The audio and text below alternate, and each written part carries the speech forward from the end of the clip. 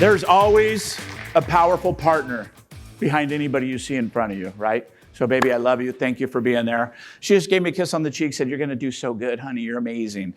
Those kind of things inspire us. And I see that from my circle, Brent and Kathy Gove, Matthew and Lexi. I see it in my circles, right? So they had me on the calendar to speak a little bit today. So I thought, what can I do to impact you the most today? I've been coaching for about 10 years now, and I thought, I know what it is. I know what I think I can impact you on today. So Ray, if you want to cue it up. What I want to do today is talking about mastering the emotions of prospecting, right? I told you it was the big rock. It's the green on your calendar. It's the thing that makes the most importance in your business. Every time before I come up to speak, my palms are sweaty. Every time I get to make my phone calls in the morning, I get nervous. All right? Everybody looks at me, not everybody, but some look at me and go, man, if I could just have what you have. It's because I've ground for years learning the skill set of it. It doesn't happen overnight. You've got to fail forward. And so if you leave anything today, just write down, fail forward. Be willing to fail enough that you can fail forward into your dreams of what you want to accomplish. So today I'm going to be talking about the mindset, and I learned this really from Tom Ferry. I had success in my career, in different measurements, but really when I joined the Tom Ferry organization, started coaching for Tom, big shout out to Tom. Bill Pipes was my personal coach. Bill Pipes put out a Facebook post saying, if you're making $1 million a year, I have an opening for one coaching client. I was not making $1 million a year, but I had $1 million a year mindset. I did not have a broke mindset. And I called him and I said, hey man, I know you probably have other candidates. I'm not making $1 million a year, but I have a track path record to show you how I can make $1 million a year.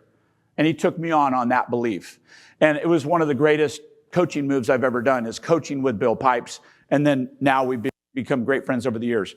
But he helped me, again, mastering the emotions of prospecting. So I'm going to walk you through that today. I don't have a clicker, so you just roll with me as we roll. Thank you. Call reluctance affects individuals in many different ways, right? If you keep finding yourself busy rather than doing the calls, you're making excuses for this, right? I get it that will feel like an 800-pound anvil at times that you're picking up, but it's the critical component of this. Even if you're new to the real estate space, you have to carve out an hour a day for prospecting, or the equivalent of that 5 hours a week. That's the minimum, right? That, like, if you want to stay in business. And we have a rule where if you do 2 hours a day, you could thrive in business. You do 3 hours a day, you will dominate in your businesses. And be honest with me now. How many people are prospecting 1 hour a day? Okay, good. Keep your hands up if you're doing 2 hours a day. Keep your hands up if you're doing 3 hours a day. Just freeze. Keep your hands up. Look around, everybody. Look around, honestly. I recognize one in the back, Tom Daves, Success Leaves Clues, #1 KW agent in the world, 7 years. He's going to be up this afternoon after lunch. I see a couple others. They understand Clark Broom's built a massive organization outside of real estate. Success Leaves Clues. These are really important. So it's that sinking feeling in your stomach, the butterflies. All that stuff's natural. It's a fight or flight, right? That's what's going on. It's a fight or flight for you. Embrace that suck. Just embrace it and understand that what you want in life is just beyond that fear. So I want you to be bold today. I want you to think about contribution, not selling. Because when we put it in a frame of a mindset that we're trying to sell somebody something, we get in a different posture. But if you're coming from a place of contribution, I'm going to prove it to you today. Prove it to you. Then it's a different place that we live in. Next slide, please. So believe in yourselves, #1, right? That mindset, moving that 12 inches from your head to your heart, getting in a place of true contribution where it doesn't matter if you're calling it expired, you are acting in contribution. If you come from a place of me, it's going to come off that way. It just is, right? So even though I sound like, some kind of animated character today because I screamed so loud during our whole session yesterday, it was awesome. But I really want you to think about this. You have to believe in yourself. that you can get through it. You have to believe in yourself that you're not going to die. Sometimes that anxiety and that feeling can make you feel real emotions in your body. That's natural. We all have it. I got it before I came on stage today because I want to impact you and I want to have an influence on you to help you move from A to B to C to D in your businesses. I can't do that if I don't bring my A game, right? So that's why your body gets nervous. That's why you get a little scratchiness in your voice. Repetition will help that. I can jump on a stage anywhere in the nation and talk to 300 to 500 people without preparation, and I can crush it right now because I just have a confidence about it. I have an ability to deliver that message, and I have a belief in the content that I've talked about over time to do that. Right now, I can do it in Detroit. I can do it in Canada. It doesn't matter, right? What's important to understand is it didn't look like that in the beginning. The same thing's going to be for you when you make your first couple phone calls. It doesn't matter if you're trying to attract agents to your team or your organization. It doesn't matter if you're trying to attract expireds or FSBOs or whatever it is in your business. I think bonus session, one of the most opportune things you could do in your real estate business right now is unsolicited CMAs. You'll hear this, you'll hear me talking about this on my podcast, YouTube's, everything. Unsolicited CMAs are the greatest opportunity right now because number one, if you find a way not to be attached to it, you're delivering a value that they want. All homeowners want to know what their accurate current value is. They just don't want to put you out. They don't want to commit themselves to you because they're not asking for it. You're soliciting. You understand that? It doesn't matter how smooth your solicitation is, you're still soliciting. And I could change one script and change this. And so the difference in the script is by saying, for instance, hey, it's Randy Byrd with ABC Realty. I prepared this beautiful CMA for you. You didn't ask for it, but I'm happy to send it to you. What's your email and phone number or whatever? And they're going to say, I'm good, right? Because they weren't asking for it. It's unsolicited. But what about if I detach myself from the outcome of that? And what about if I go like this? Hey, Mr. and Mrs. Seller. Hey, this is Randy Byrd over at ABC Realty. You didn't ask for it, but I prepared a CMA for you in a broader spectrum of the CMA in your whole neighborhood. And your house is one of the houses I used in that CMA. That's a true story, by the way. You have to use all the houses in that, whether it's sold or not. And you say, with a piece of paper in your hand, metaphorically, hey, I've got this done for you. Would you like a copy of it, or would you like me just to drop it in the trash? And guess what? When we did this survey, it went from like 1 out of 10 to 4 out of 10 people were willing to accept that. That's a 400% increase. That's the difference of a major shift in your delivery because of one little language shift. Do you understand the power of that? So when you start, if you don't understand that, you're going to get crushed. 1 out of 10 are going to talk to you maybe, and 9 out of 10 are going to hang up on you or not want it. So it's that little bit of shift. That's what I want you to think about today is a shift when we talk about this. Next slide, Ray. First reason for rejection. Nobody wants to be rejected. It's an inevitable part of life, right? Especially in sales when you're trying to build new relationships. Fear of being turned down, not liked, not being accepted is overwhelming, and it can convince ourselves not to take the risk at all. You understand that, right? You walk into a bar and and you're single and it's full of men and women, and you walk up to somebody and they immediately shut you down. Are you likely to go to the next one and the next one with the same enthusiasm? No, it's not. It's human nature. If we understand that, it's going to change everything. Next slide. So the second reason is fear of failure. Failure to ourselves, failure to the people we care about, which, by the way, they usually are the worst critics, just being honest. My dad, I love him dearly, and he's just a negative-minded, pessimist first. I don't know if he's 84 years old. He's amazingly in health, but everything is like, the worst case scenario. Let's just be honest. I love my dad. My dad is my soul. I lost my brother to suicide about 8 or 9 years ago. Lost my ex-wife to suicide shortly after. One of my best friends to suicide, all in a compacted time frame. And my dad was just that rock. He was just that guy that was my rock. So we talk all the time, super connected. He's my biggest fan, and he's my biggest critic. Absolutely, right? A true story, not true story, but it would be true if it happened. If I found gold bars in the back of my yard, and I came in, I said, Dad, don't tell anybody, but I found gold bars in the backyard. He's like, what? I said, gold bars. Gold bars are everywhere. Help me carry these. He's like, You know how heavy gold is? He goes, you know what's going to happen, don't you? And I'm like, no, what? He goes, we're going to move all those son of a guns out to the front yard. We're going to put them in the truck. Somebody's going to claim them. All that works for nothing. That's my dad. And I can keep going on. It's just how he mentally operates, right? It's his operating system. My operating system's different. I love my dad so much I had to have a compliance conversation with my dad. I had a boundary conversation with my dad. What's happening on CNN? Don't want to know. What's going on in the news? Don't share it with me. This is our boundary of love, right? And my dad to this day, did you hear? Oh, I can't talk to you about that. It's a true story. And so I had to take and put boundaries around my own father, the one I love most on this earth, because he's affecting me. So when we look at this fear of failure could be a big deal when you look at your inner circle. Is it your wife? Is it your family? Is it your brother? Is it your co-partners? Is it something, right? So it's a big deal. Make sure you really check this off the list and pay attention to it. Next slide, please. Third reason is fear of being a bother, right? We're over-solicited in this world. Let's be honest. We're over-solicited. It's in the tens of thousands of impressions a day in advertising and Randy's texts and Randy's Facebook posts, right?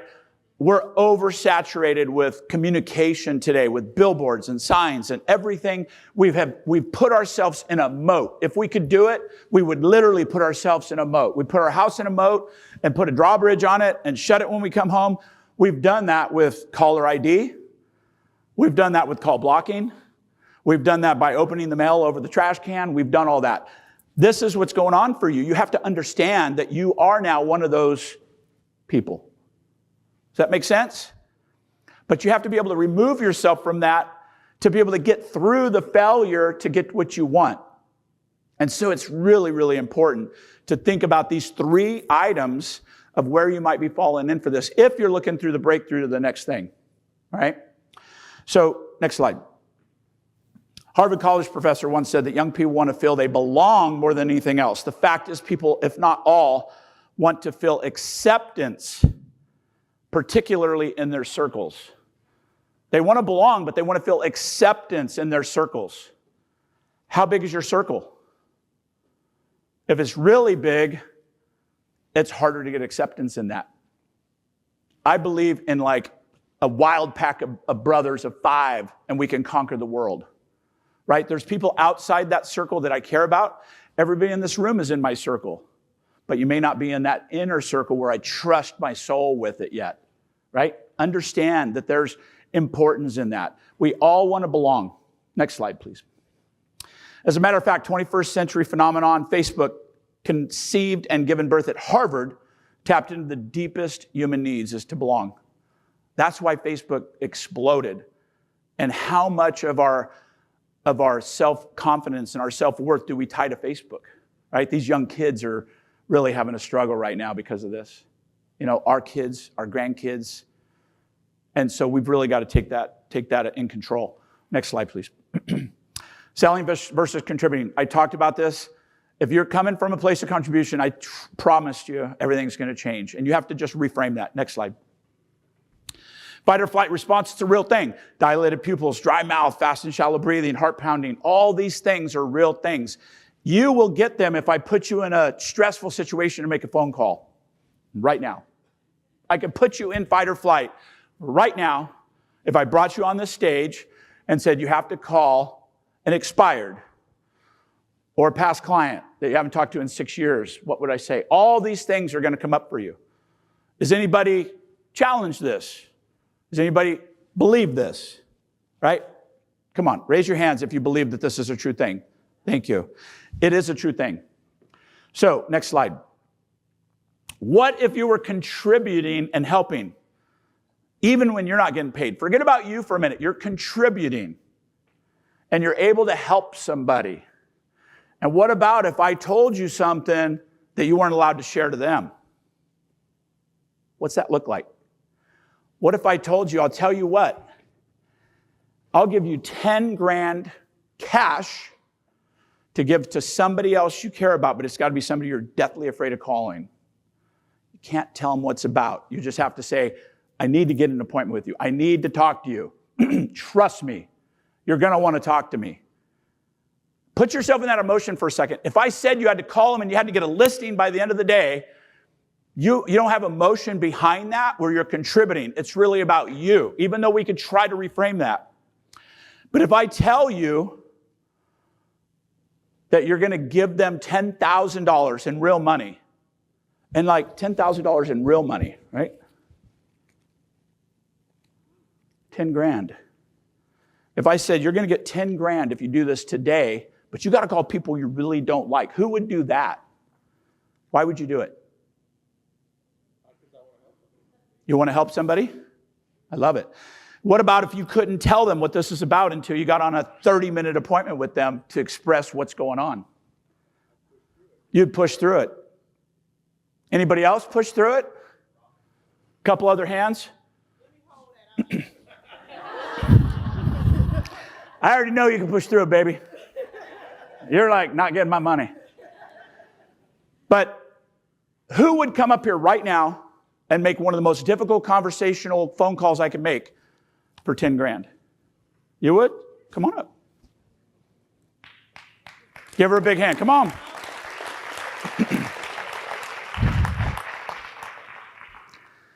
I don't have a mic, so you got to probably talk close to me. You don't get this yet. Oh. Why would you do it? Be honest. Because I like a challenge. Okay, deeper.